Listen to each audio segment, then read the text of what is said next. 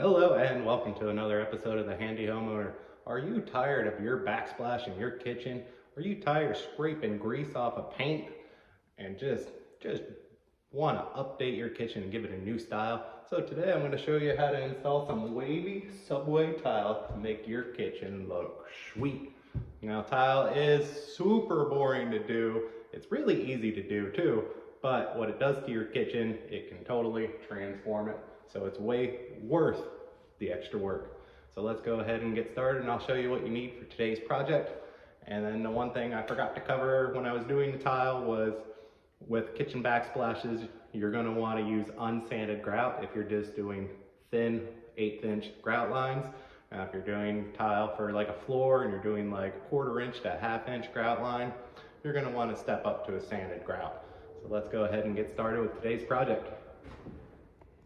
All right, so we are ready to do some tile, so let's do some prep. So the first prep you want to do is take off your outlet covers, and then you can remove these now or do it whenever you get there. So as you can see, I've removed my covers everywhere. Over here I did some more prep. So this gets a microwave, and so I went ahead and put my bracket on, and then that way I don't have to put the microwave on, but I can just tile right up to this guy. Second is right here behind the oven. So as you can see, when the oven's in, you can usually see behind it a little bit. So I like to go one row of tile lower. And this stuff is called Schluter. It's a nice finished edge. So I'm using this to hold my tile up. And as you can see here, I use drywall anchors to mount it. It's a lot easier than screws or trying to glue it in. And then that way, whenever you use this Schluter, it gives you a nice polished edge. And as you can see, I had to move this over so that way I didn't have any weird issues with my line. I wanted a nice clean line. I didn't want to do any like 90 or turn. I just don't think that looks nice. So I moved this outlet over. And then right here in this little cubby, we're gonna tile that. So let's go ahead and see what else we need. So you're really not going to need a whole lot of tools to do any tile project. So I'm just using a type 1 tile adhesive for my tile. I'm using a float, and this is to clean the grout off, but we won't need this right away. And then I'm just using a V-notch trowel. This one is a 3/16. You can't get hung up on too many of these details of every little thing, mostly these. So if your V's are a little deeper, a little shallower, it's not a really big deal. And then for this tile, I'm just going to use an 1/8 inch wedge tile spacer. I like the wedge ones because you can cheat and then you can shim them and adjust your levels as you need to. The biggest thing you'll probably need today will be a tile saw. So this is a wet tile saw. This is just a rigid. You can also use a snap cutter, but if you're going to be doing a lot of this and you don't have a tile saw, I definitely recommend getting one because these are key for around outlets and stuff. And we're about ready to get started. So I put some cardboard down to protect this brand new expensive countertop.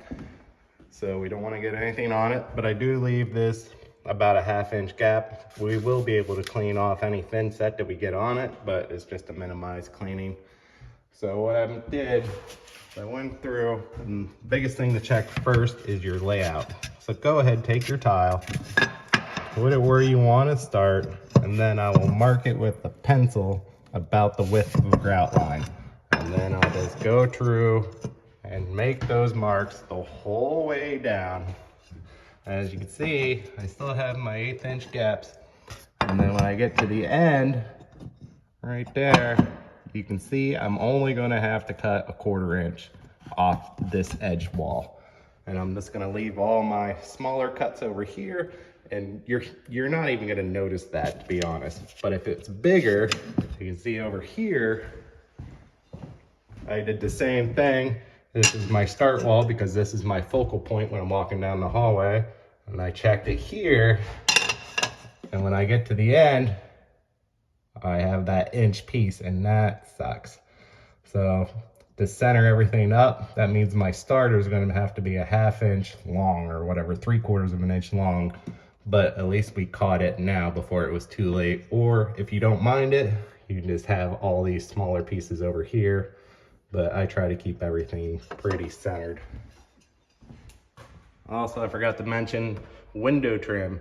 You're probably going to want to take the bottom piece of window trim off, because whenever your tile gets into it, as you see, you have all these weird angles, and then my trim was too thin, so my tile was going to stick out, so I went ahead and just took it off. So in the sink wall, we're going to go ahead and we're going to start with a half tile. So you can see these wavy, funky looking subway tile. I'm not a huge fan, but these are really hard to mess up. Like, you'll never see a bad grout line. So to mark it, I like to just mark it on the back of the tile. So as you can see, we got a 12-inch tile. So my first tile I need cut is 6 inches. So then once we get this layout going, you can pre-cut these if you want, but you gotta never know who frames these.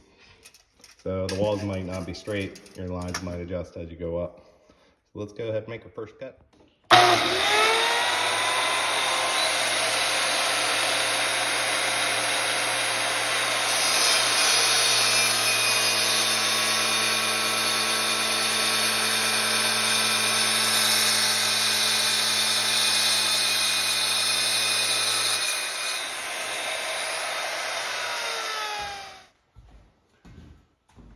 Alrighty, we're finally ready to start tiling, so we're going to go ahead and start with our half tile, and then all we can do is just go at this point. Now it's just lick and stick, and here we go. Now there's two methods that you can do to do this. If you're going to be tiling really slow and you're probably going to be distracted or anything, you could just butter each tile with your V-notch trowel. You can do it that way, and then you're going to stick it right to the start. I'm going to start with my half stack.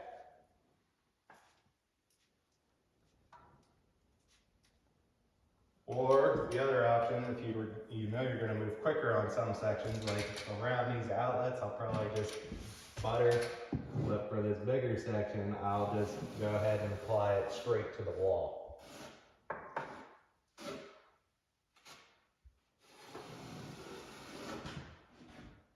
And careful not to let your V-notch trowel scratch the countertop. We do not scratch countertops. No. And I'm going to do enough where I can work two sections at the same time. And a good thing to remember with your trowel is it's about the width of your subway tile. So that'll give you a good gauge of how high to go. Because you don't want to go too far ahead, or else stuff will start to dry out on you. Then you'll have to redo it. Now, you don't have to spend too much time on this. You don't have to have perfect V lines. You just want to have no high spots, because those will give you issues with your tile.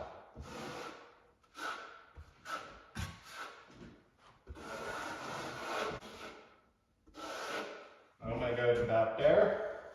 And then I'm going to take any of the extra I have off and rub it off on the gallon, because you want to avoid it drying up in your V-notches. And I let my tile just rest on the countertop. Some people say you need to lift it up, but I never have issues having to go back. So if your tiles stick pretty nice, you can go ahead and eyeball a lot of your grout lines. See, I could check it, and that's fine.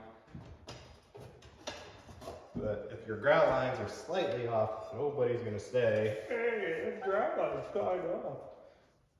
Now, if these were straight edge tile, it'd be different, but since these are wavy, you can almost cheat with them, because everything looks normal.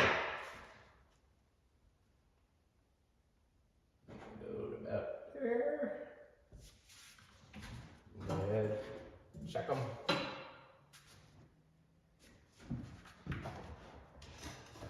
And then now on this row, I'm doing a half stack pattern. So that means I'm just gonna split the difference, but we already started with our 6-inch starter. So now this row will be a full tile.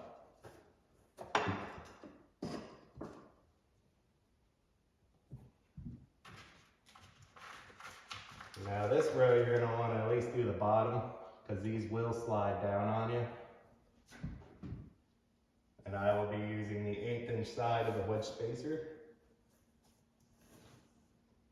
These tiles are so wavy, it just changes in every point.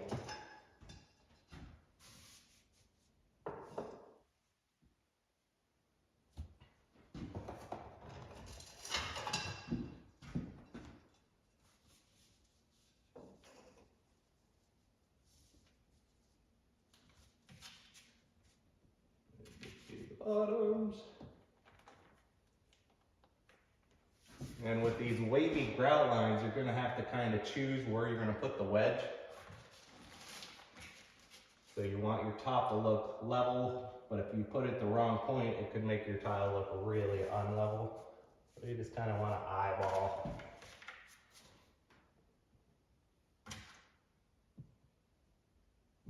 And you're going to be wanting to check your tile edges to see if you have to push any of them in. You want to make sure they all meet up nice, and you'll just check that the whole way through. The hardest part with any tile job is just the cut. So what we're going to do is go ahead and we're going to mark this outlet. So I'm going to hold my grout line width, and then I'm going to transfer it to the back so I can see it.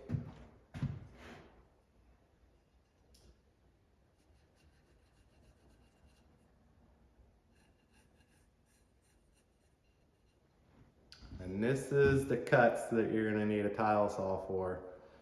These small ones are like impossible with a tile snapper, the cheaper ones. So this is when you're gonna wanna take your time and then do these little cuts. And then the rest is pretty easy and straightforward. It's just cutting, it's hard.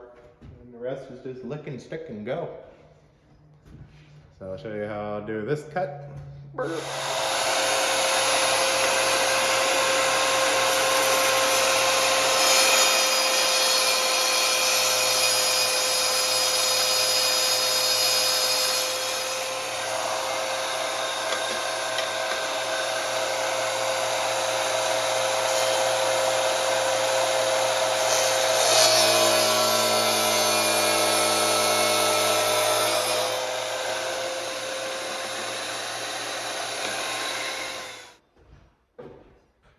Okay, now we're to a really tricky one. I'm gonna go ahead and mark where that's gonna go. Remember to keep the grout line over here. And then mark here. I'm gonna transfer that over. And as you can see, we got this guy. So I'll show you how I'm gonna cut this.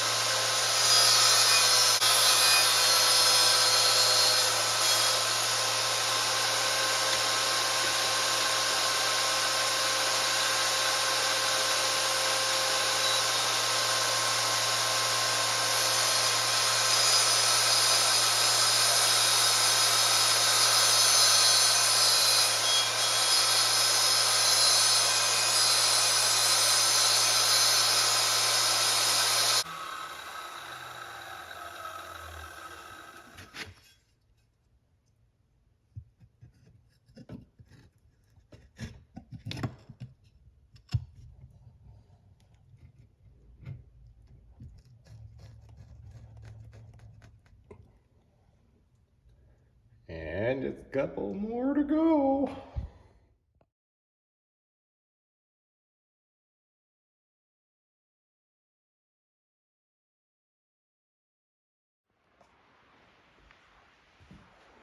Okay, and then if you don't want to do 1,000 cuts, I'll show you the other way to do it.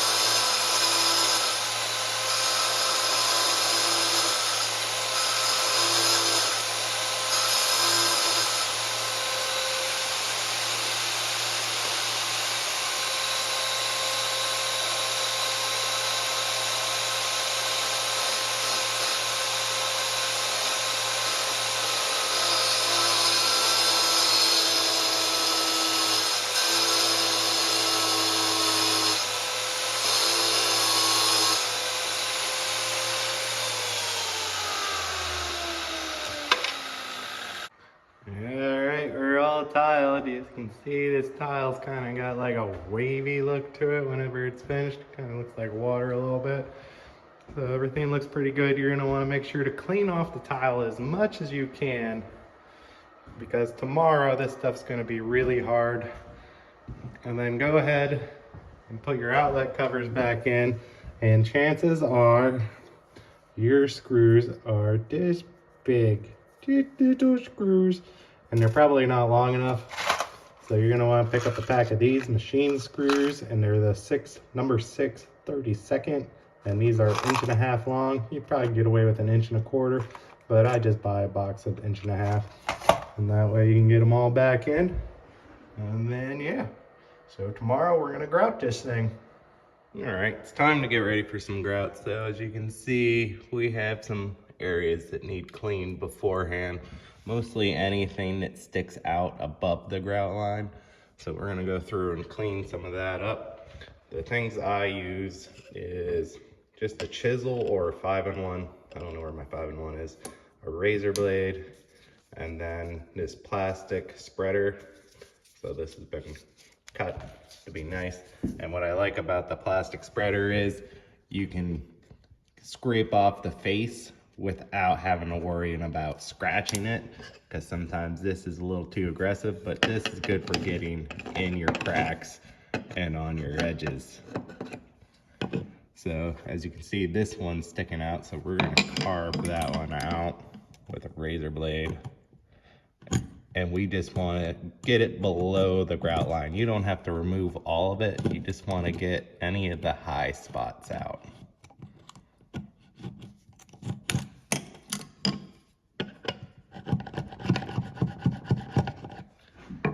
See any other areas? A lot of that's the same. This is why we want to clean as we go, because you can see that I had to scrape that. This side's pretty good. There's nothing that really needs cleaned too bad. And also I forgot to mention, if you come up with this weird gap here, what I do is I cut a little piece of tile to put behind there, because I can't cut it because this piece is just too small. But our cover covers it, but this will stop the switch from leaning backwards. You can see I had to do it on all these. And then there's just a little bit there, but that's not too bad. And yeah, just a little bit there, but no, we take our time and we don't have to clean as much, and it saves us a lot of work. So next we're gonna get into grout. Alrighty, after you're all clean, you're gonna want some blue tape, and then we're gonna go ahead and tape off the face of all the outlets and switches, because once you get grout in there, you're going to regret it. All right, let's talk about your grout options quick. So the way I'm gonna recommend is getting a gallon of pre-mixed grout. This is stain proof, color perfect, you know, it's great. Don't have to mix it up, don't have to do anything. But if you're doing a bigger area, you're gonna need a bag of grout. So this is the Multicolor Plus. And then the key thing to remember with this is you're gonna need a drill. You're gonna need a mixer, and then you're gonna need a bucket. So, but if you're going this route, you're probably gonna have to go this way if you're doing floors and such. So then you'll just need a drill and a mixer. And the key thing to remember when you're using this stuff is a little bit of water goes a long way. Like I think a lot of times it's like under a gallon, it's like 20 ounces. So each bag's different. You're gonna wanna go over these quick. Yeah, as you can see, that says, yeah, 1 to 1.1 quarts of water for this whole bag. So that's the biggest thing to remember with this is a little bit of water, and mix it as you go. Don't use too much or you'll need another bag, and these bags are expensive right now. And then you'll also need a sponge, some microfiber rags. Microfiber works better for cleaning the tile after you're done, and a bucket of water. All right. Oh, and don't forget your float. As you can see, I do not have much water in there at all. So I'm gonna go ahead and mix it.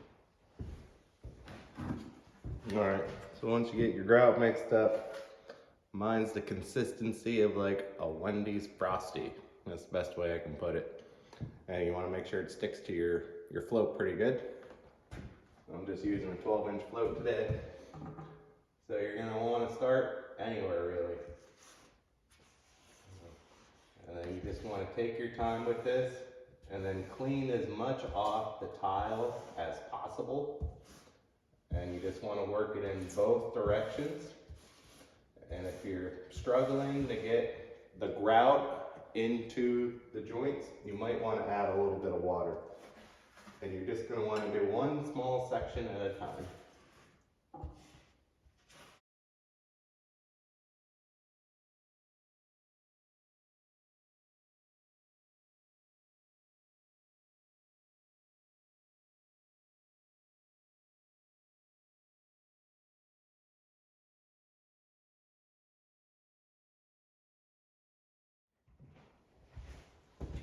All right, as you can see, we got this whole wall grouted, and now we're getting these hazy spots on the tile.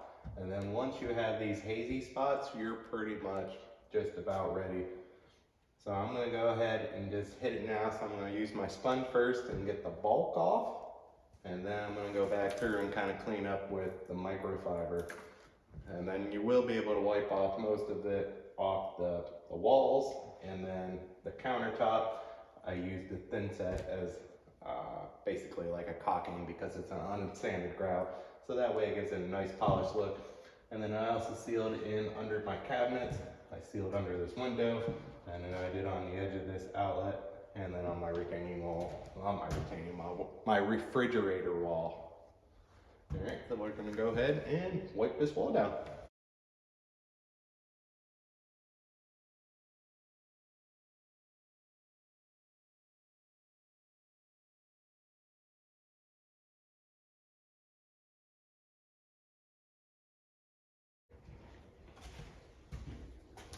Alrighty, after you're done doing your wipe with the sponge, now we're gonna switch to the microfiber, because you can wipe it and wipe it and wipe it all day with a bucket of water and you'll just still have this haze. So that's when the microfiber towel comes into play. And this is when we can finally see all our hard work pay off.